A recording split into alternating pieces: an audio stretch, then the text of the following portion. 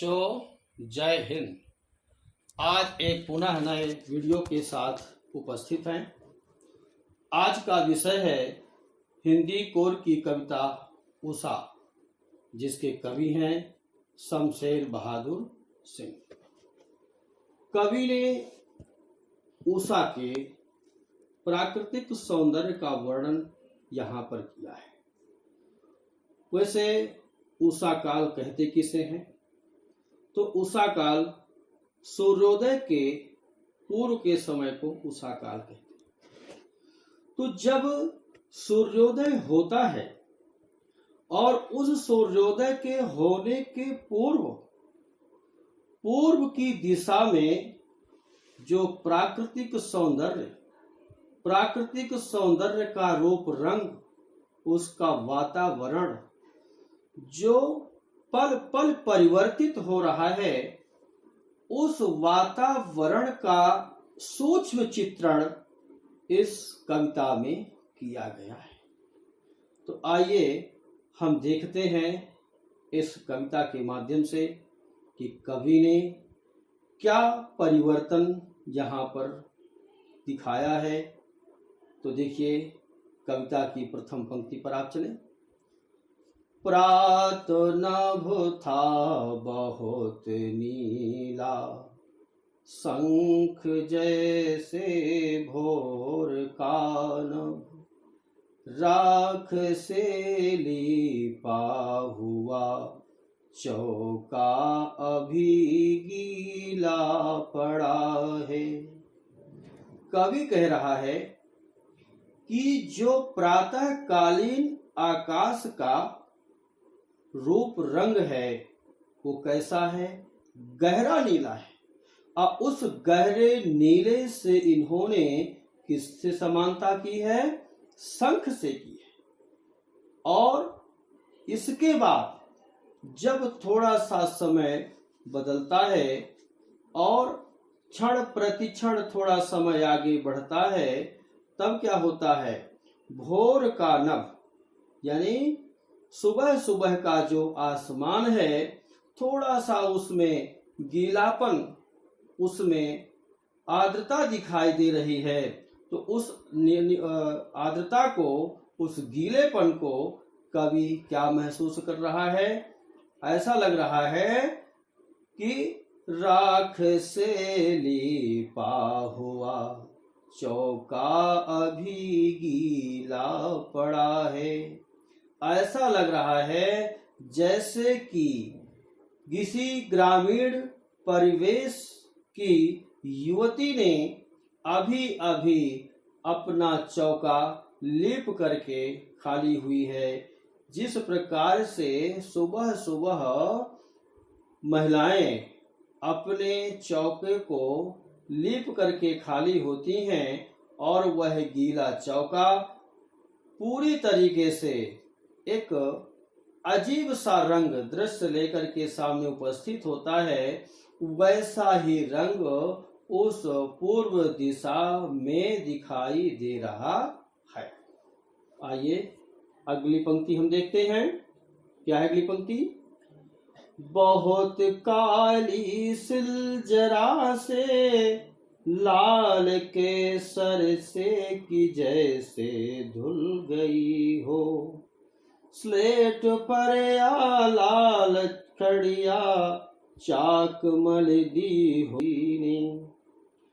कवि को इन दो दृश्यों के बाद पहला तो उन्होंने कहा कि जो प्रातः काल का जो सौंदर्य है, रूप रंग है, वो तो नीले शंख जैसा मालूम पड़ रहा है। इसके बाद का जो दृश्य है वह जो मुझे थोड़ी आर्द्रता से युक्त दिखाई दे रहा है, उसके माध्यम से मुझे ऐसा प्रतीत हो रहा है जैसे किसी ने अभी अभी अपना चौका लीप करके खाली हुई है, चौका गीला पड़ा है। इसके बाद वह उस ग्रामीण परिवेश की ओर पुनः ध्यान देता है और तुलना किससे करता है?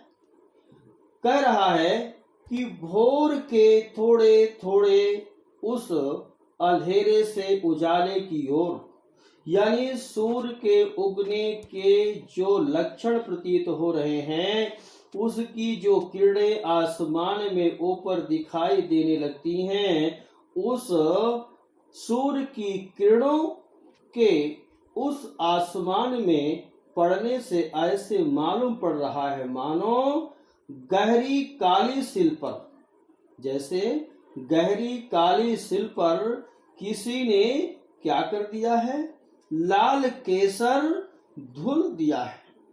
अर्थात जब आप देखते हैं कि ग्रामीण परिवेश की महिलाएं जब सिल पर जैसे हल्दी है, केसर है या कोई चीज जैसे वो पीसती हैं, और पीसने के पश्चात जब उसको कटोरे या कटोरी में जब उसको लेती हैं, रखती हैं, तो हाथ के माध्यम से जब उसको नीचे की ओर गिराती हैं, तो उसमें एक अजीब सी लाइन आपको देखने को मिलेगी। इसी प्रकार से उस काले आसमान में उगने वाले सूरज की लाल किरणें आसमान में दिखाई दे रही हैं। तो ऐसे दृश्य की कल्पना कवि ने काले केसर के धुले हुए से किया है। और क्या कह रहा है, और उसकी कल्पना किससे कर रहा है कि स्लेट पर या लाल खड़िया चाक मल्दी हो किसी ने। और उस दृश्य की यानी वही काले आसमान में सूर्योदय के उन लाल किरणों से तुलना कर रहा है कि जैसे किसी ग्रामीण परिवेश का एक बालक अपनी काली स्लेट पर लाल खड़िया, लाल चाक किसी ने मल दिया है। जैसे बच्चे पढ़ाई करते हैं और स्लेट पर जो है चाक से लिखते हैं, तो जैसे आप देखते हैं कि रंग बिरंगी चाकें अब मार्केट में बाजार में आपको मिलती हैं, लाल पीली नीली हरी, तो जैसे लाल चाक से उसने स्लेट पर खिंचा दिया है, उसी तरीके से हमें इस काले आसमान में उस सूर्य की लाल किरणें दिखाई पड़ रही हैं। और इस तरीके से हमारा कवि इस प्राकृतिक सौंदर्य की तुलना इस ग्रामीण परिवेश से जो है कर रहा है। और इसके बाद आगे देखिए कवि क्या कहना चाहता है, क्या कि नील जल में या किसी की गौर झिलमिल दे, जैसे हिल रही हो और जादू टूटता है इस उषा का, अब सूर्योदय हो रहा है।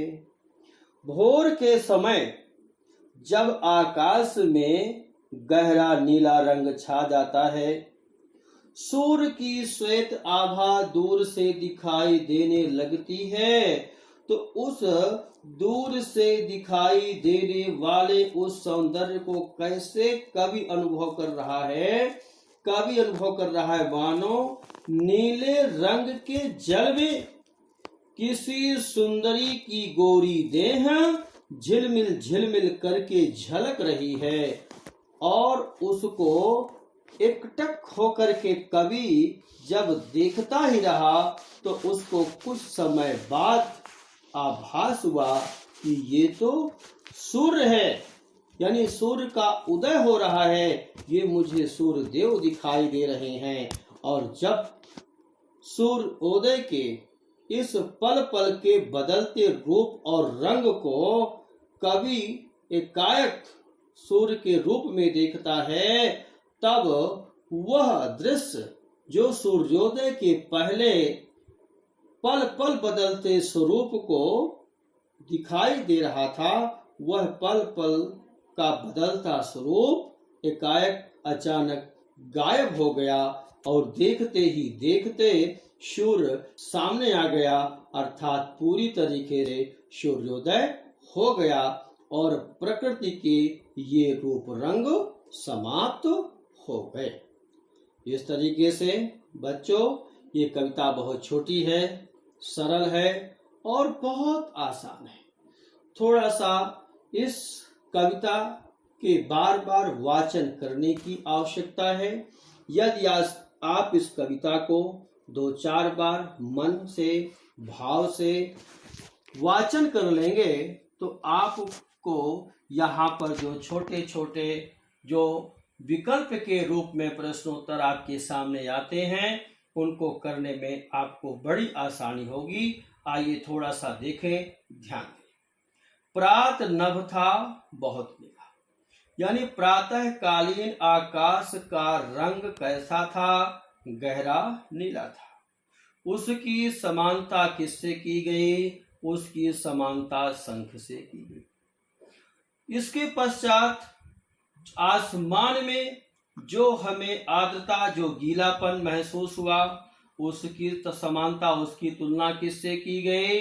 उसकी समानता राख से लेपे हुए चौका से की गई। तत्पश्चात काले आसमान में उस सूर्य की लाल किरणें जो पड़ रही थी, उसकी तुलना किससे की गई? तो उसकी तुलना काली सिल पर लाल केसर के धुले होने से की गई। तत्पश्चात किसी ग्रामीण परिवेश के बालक के द्वारा स्लेट पर लाल खड़िया के मलने से की गई। और इसके पश्चात जब थोड़ा सा समय बीतता है, उस थोड़े से समय के पश्चात कवि को झिलमिलाती हुई जो श्वेत आभा देती है, जिसे दूर से वह किसी सुंदरी के गोरे बदन को देखने की कल्पना करता है, उसको एकाएक देखते ही देखते कवि को सूर्य पूरी तरीके से परिलक्षित होने लगा, दिखाई देने लगा। और सूर्य के एकाएक पूरी तरीके से दिखाई देने से किसका रंग समाप्त हो जाता है? प्रकृति का रंग समाप्त हो जाता है। उषा का जो प्राकृतिक सौंदर्य कवि अभी पल पर बदलते स्वरूप को आपके सामने प्रस्तुत कर रहा था, वह समाप्त हो जाता है। इस तरीके से बच्चों, हमारी ये कविता उषा, जिसके कवि शमशेर बहादुर सिंह हैं, इस कविता को हम यहीं समाप्त करते हैं।